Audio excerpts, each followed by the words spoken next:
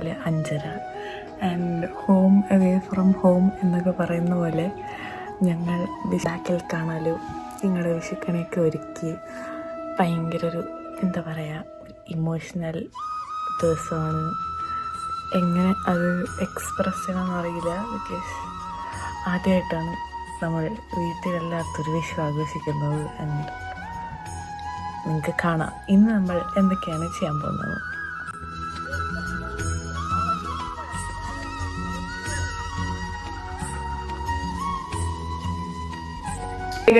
ഇതാണ് എൻ്റെ classmates. And Vishu ആയിട്ട് ഞങ്ങളിവിടെ ഹിസ്റ്റോളജി ക്ലാസ്സിൽ വന്നേക്കാണ്. ക്യാൻസലായി, ഒരു ക്ലാസ് ക്യാൻസലായി. ഇനി അടുത്ത ക്ലാസ് ഉണ്ട്. ജീവിതം മടുത്തു.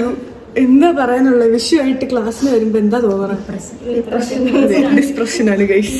ഒന്നും ചെയ്യാനില്ല. ക്ലാസ്സിനിരിക്കുക, വൈവ കൊടുക്കുക, പ്രത്യേകിച്ച് വൈവ.